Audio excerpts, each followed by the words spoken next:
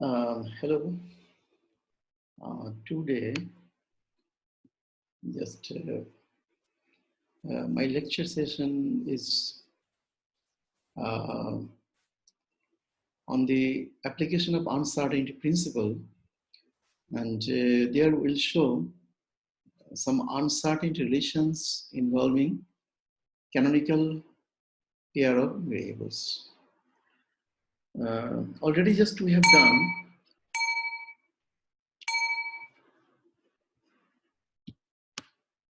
Already, we have and content of the lecture today. Uncertainty in canonical pair, which includes energy time uncertainty, angular momentum, angular position uncertainty. Then we'll discuss on application of uncertainty principle. Some case study we will do. First, the energy time uncertainty. Here the pair of variables are energy and time, and we'll discuss the uncertainty related to energy and time. You can see already we did this. If uncertainty in position is delta x in one dimension, and uncertainty in momentum in one dimension is delta p, then product of these two uncertainties should be greater than or equal to h cut by 2. Already it is done, and also in our previous lectures, we have discussed this. Now, based on this, we'll go another uncertainty principle to be maintained, taking account of two variables. One is energy and other is time. One can see that kinetic energy of free particle is given by half mv square, where m is the mass of the particle, v is the velocity. So if you change this velocity into momentum, it becomes p square by twice m, where p is the momentum. So this is kinetic energy of a free particle. And now we consider the uncertainty in energy as delta E, and uncertainty in momentum is delta P. So if we consider this, then delta E, if we see the this equation E equal to P square by 2m, say if you see this,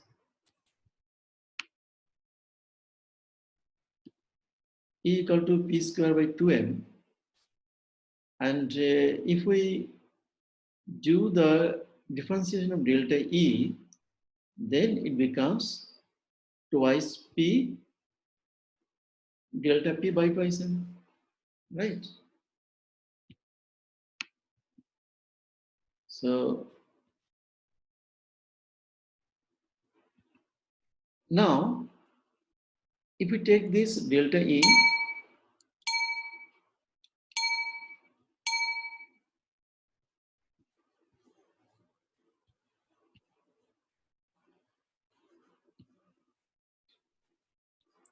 if we take this delta E,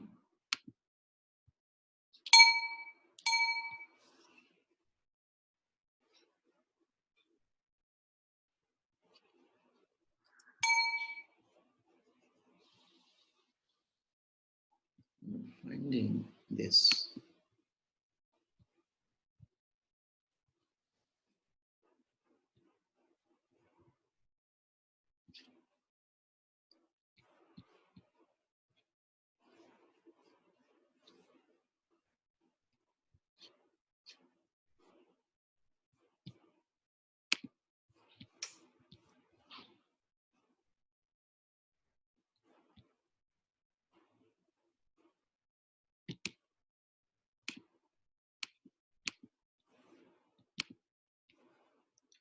So now you see this is delta E, and next comes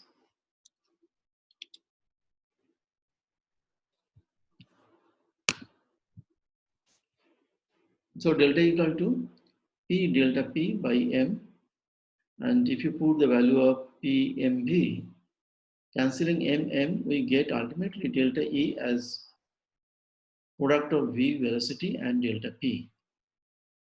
Then we go delta E equal to V delta P. If we put the value of B as delta X by delta T, then we get delta E. The uncertainty in energy E is given by delta X by delta T to delta P. Okay, so next, if you take the delta T in the left hand side, so we get ultimately delta E into delta T equal to delta X by delta X into delta P. Already we know that delta X delta P is greater than equal to H cat by 2. So we can write delta E into delta T greater than equal to H cat by 2. So the uncertainty in energy time is given by delta E into delta T greater than equal to H cat by 2. Next we'll go uncertainty in angular momentum and angular position. Angular momentum and angular position. So we start from the very initial statement that delta X into delta P equal to H cat by 2. Then angular momentum, we know J equal to M here. If MV is momentum P, then it becomes PR. Angular momentum J equal to P into R. So therefore, delta J will be R into delta P. Here, we have taken radius of the circle as constant. So delta J, the uncertainty in angular momentum, is product of radius and uncertainty in linear momentum. Again, we know x equal to r theta, where r is the radius, theta is the angular displacement. So linear distance x can be given by r theta. Hence, delta x will be r into delta theta. So we get delta theta equal to delta x by r. Now, if we take equation number 1 and 3,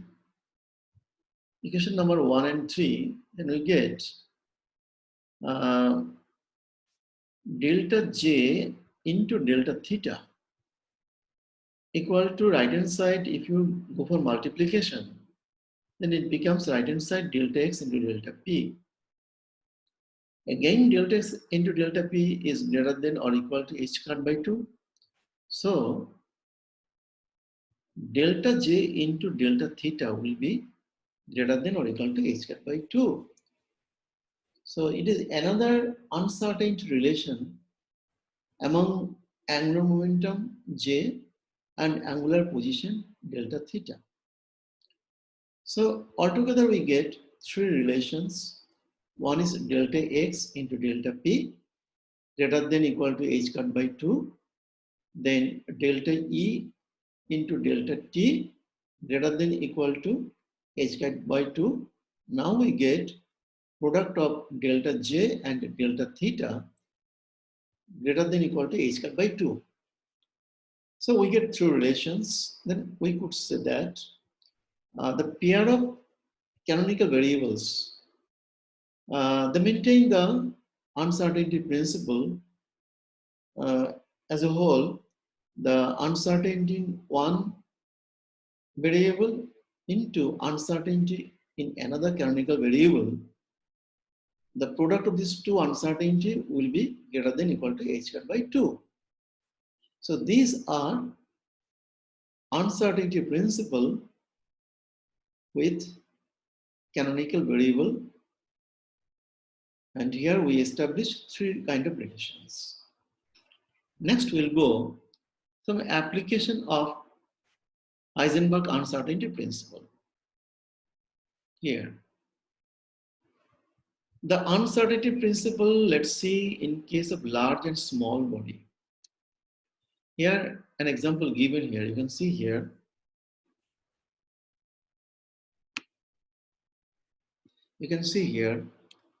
uh, the problem is like this. Determine the minimum uncertainties in the position of the following objects if their speeds are known with a precision of 1 into 10 to the minus 3 meter per second. Here we talk about particle with a speed, and there is some uncertainty or error in the measurement of speed, which is given by 10 to the minus 3 meter per second. It means that if a particle moves with a velocity, say 500 meter per second, then it will be between 500 minus 10 to the minus 3 meter per second to 5,500 plus 10 to the minus 3 meter per second. So here this uncertainty is given, precision given 1 into 10 to the minus 3 meter per second. We consider two particles, one particle here, an electron, and another particle here, a ball of mass 6 kg. Let's see in both the cases what will be the uncertainty in their position. So for electron, the uncertainty in momentum is given by m into delta u, where delta u is the uncertainty in its speed, m is the mass, and if you put the value here, the mass of the electron 9.1 into 10 to the minus 31 kg, and the uncertainty in speed, which is given in the question as 10 to the minus 3 meter per second, then we get the uncertainty in momentum of the electron as this, and then you apply the uncertainty principle.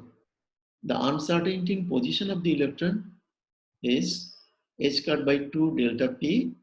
If you put the value of delta p, which is already calculated, then it becomes 5.8 centimeter.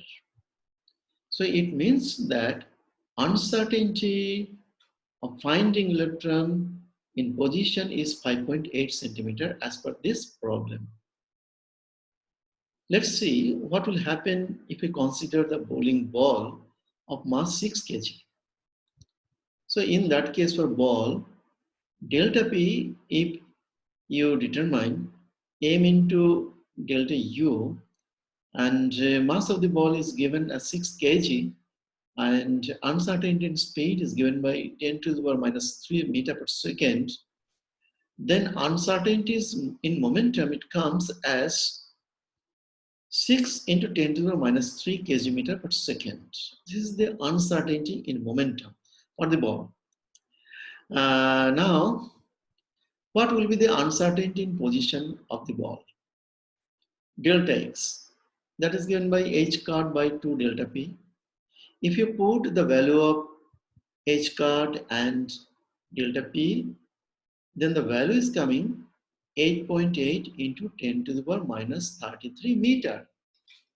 It means that for the electron, uncertainty position is given by 5.8 centimeter, very appreciable, measurable, and understandable.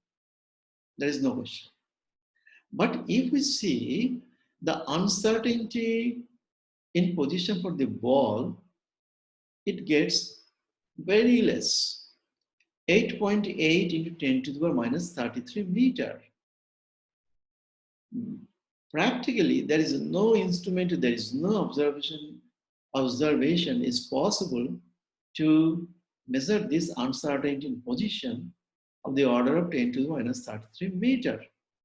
So for ball, we can say that there is no uncertainty in position. But for the electron, uncertainty in position is quite appreciable, understandable. Why it happens? It is due to the size of the particle. So if you go very large size of particle, in that case, uncertainty principle is a little bit hard to understand. But if you go very small particle, then it is quite obvious that uncertainty principle is very appreciable and also understandable. This is the reason when we want to see the quantum mechanical nature of the particle, it is only applicable to the very small size particle. Here, this example shows this. Another example, let's go. We have to determine, we have to know the ground state energy of a hydrogen atom. What does it mean? It means that generally we know one electron rotates in extranuclear orbit, keeping nucleus as center. And in that case, when the electron is rotating in the first shell, then it has some energy. As a whole, the energy of the hydrogen atom, keeping this electron in the first orbit, stable orbit, is the ground state energy of the hydrogen atom. Now, is it possible to have an idea what is the ground state energy of a hydrogen atom on the basis of uncertainty principle? Let's check once. And we'll find that uncertainty principle is so basic and so very elementary things that it is quite capable to give us an idea regarding the ground state energy of a hydrogen atom. Here we consider the electron bound to hydrogen atom. We keep some model like the particle bound in one-dimensional box of length of the order 0.1 nanometer. That is approximately the radius of the hydrogen atom. And here we model that the electron is confined in one-dimensional box of length 0.1 nanometer. So here, this is the region where the electron can be found. So if we talk about then what is the uncertainty to find the electron in the region, rather it's better to say that what is the maximum uncertainty of the electron for finding in the region, it will be simply the total length of the region where electron is existing. So here, maximum uncertainty in position for the electron is itself 0.1 nanometer. Now, we want to know then what will be the energy contained in the atom to confine this electron in a dimension of 0.1 nanometer. For this one, here we consider the maximum uncertainty in region or position is 0.1 nanometer. So already we know that the uncertainty in position sigma x, uncertainty in momentum sigma p is equal to minimum value here is h cut by 2. So now already we know that sigma square basically x square minus average position square and sigma p square equal to momentum square minus average momentum square. So ground state energy is given by only the kinetic energy. Here the will be p square average by m, that is sigma p square by 2m. Here we are not considering here at this moment only considering here kinetic energy here. So if we put from the uncertainty principle, sigma p is replaced by uncertainty in position sigma x, then this ground state energy as a whole can be given as 1 upon 2m h cut square by 2 sigma x square. So one thing is clear, basically the maximum uncertainty in the position correspond to minimum uncertainty in momentum, and minimum energy correspondingly, that is in the ground state energy, is given by from uncertainty principle as h cut by 2 sigma x whole square. Now, what is sigma x? That is the maximum uncertainty in position. That is simple, the total length where the electron is confined. So sigma x can be substituted by L. So we get ground state energy as 1 upon 2m into h cut by twice L whole square. So this is the ground state energy, minimum ground state energy. And in turn it becomes h cut square by 8 ml square. So this is the ground state energy of the hydrogen atom based on the uncertainty principle. So now we want to determine what is the ground state energy then. Here we multiply both numerator and denominator by c, speed of light, then E naught becomes h cut c whole square, 8 mc square L square.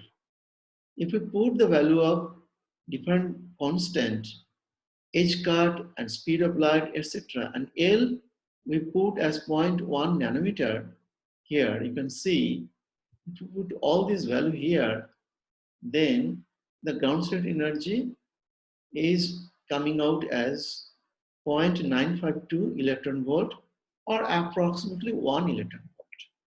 So we have an idea that ground state energy of hydrogen atom approximately around 1 electron volt, or it is of the order of some electron volt only.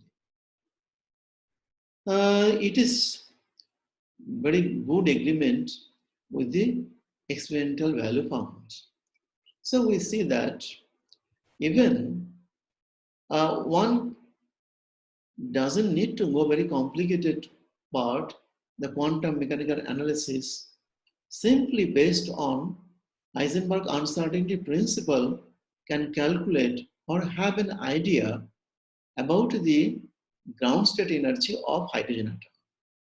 So quite obvious that Heisenberg uncertainty principle is maintaining a good agreement with all other field of physics and also with the experimental value. Next, we'll go another example, say regarding atomic transition. What do you mean by atomic transition? Atomic transition means when we give some energy to an ensemble of particle, then having energy, particle transfers from lower energy to higher energy level. Giving one example, say you are burning one material, lots of particles are there. Burning means you are giving some energy to the system. Then it is burning, and you can find the light is coming from the burning. Why light is coming? After getting energy, the particles are transferring from lower energy level to higher energy level. But for a very short moment, this particle stays in the higher energy level. Very soon it will come down to lower energy level, and that moment they will emit light. This is the reason we see light. Now, what is the duration or the stay of the particles at higher energy level? It is of the order of some 10 to the power minus 8 seconds. This is known as relaxation time or the existence time in excited state. So it is of the order of delta t equal to 10 to the power minus 8 second, which you can see in the presentation. Now say the emission which is coming out having an average frequency f 7.1 in 10 to the power 14. It will be, please note down, this is not 1014, it is 10 to the power 14 hertz. So average frequency of the light which is coming out is 7.1 into 10 to the power 14 hertz. So these data are given to us. Now, what will be then uncertainty in frequency measurement? And from here, we can determine whether the radiation which is coming is monochromatic or heterogeneous. How we can determine? It is also possible to apply Heisenberg uncertainty principle and apply this principle to know about the transition in this case also. Let's check once. The speed of photon energy is delta equal to h in delta f. It is taken from Planck's law. So h is constant. So delta E, that is uncertainty in energy, is given by h into delta f, where delta f is the uncertainty in frequency. So delta E then will come out from the uncertainty principle as h cut by 2 delta t. Now, delta E is given by, again, h into delta f. So if you replace the left hand side delta E by h delta f, then equation becomes h delta f approximately equal to h cut by 2 delta t. So we get delta f. If you take h in the right hand side, then we get 1 upon 4 pi delta t. So if you put the value of, it is written from uncertainty principle only. So with the help of uncertainty principle, we come to a point where it is found that delta f, that is uncertainty in the frequency of the radiation, is 8.0 into 10 to the power 6 hertz. So you see that average frequency was given of the order of 10 to the power 14 hertz, and whereas the uncertainty or error in measuring the frequency is of the order of 10 to the power 6 hertz. What is relative uncertainty then? It is of the order of 10 to the power minus 8 uncertainty. It means that when one measure, one observe such type of transition having relaxation time 10 to the power minus 8 seconds, the bandwidth of the radiation will be of the order of 10 to the power minus 8 hertz. If you just see this data once, it means that the broadening of the frequency range of the radiation is very, very less.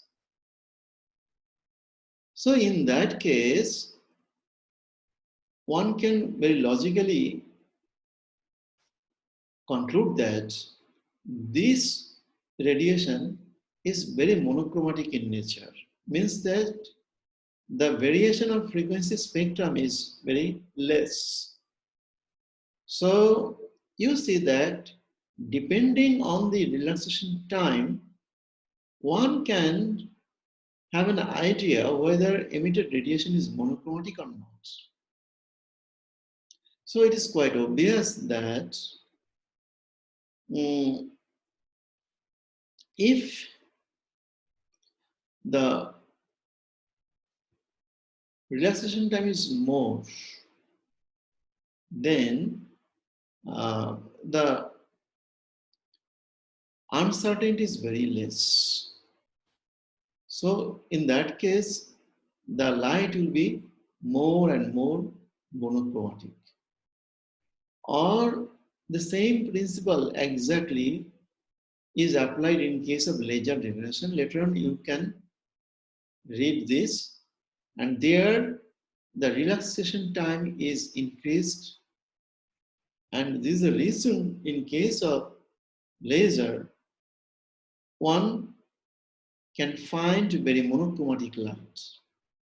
So you see that the emission of light also can be explained based on Heisenberg uncertainty principle, of course, taking into consideration of two canonical variables. One is energy and other is time. So in this way, one can find an idea regarding the emission of the radiation, right? So because the emitted photons have their frequencies within 10 to the power minus 6 percentage of average frequency, the emitted radiation can be considered very monochromatic light. So this is another example of Heisenberg uncertainty principle, which can nicely explain the transition of energy from one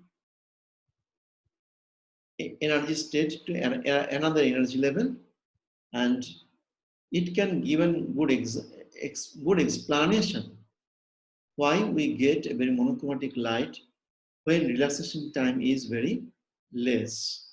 So this is another example for the application of uncertainty principle to explain the the energy transition method in the system of particle. So this is another example. So we see that uh, finally we see that Heisenberg uncertainty principle is the basics and fundamental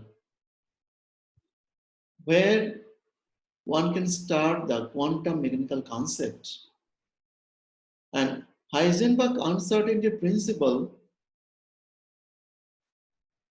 can take the consideration of one pair of canonical variable. Maybe this pair of variables, position and momentum, linear momentum. It may be the pair of energy and time, or it may be the combination of uncertainties in angular momentum, angular displacement. Number 3, here we discuss different application of, not different, the application of Heisenberg uncertainty principle in different cases. We have discussed 3 examples here. One is for uh, the effect of size to know about the uncertainty. Then we discuss another example, how the ground state energy of hydrogen atom can be calculated based on Heisenberg uncertainty principle. And finally, we have explained the concept of atomic transitions from one energy level to another energy level, and the Determined energies and transition, everything are coming, which are in very good agreement with observed value and with other physical laws. Finally, we can conclude that Heisenberg uncertainty principle is as per the all physical laws, and from here one can start the quantum mechanics. This is the lecture content today, and if you have some questions, doubt, please give me a call and you can discuss with me. I'll be able to answer you. Thank you very much.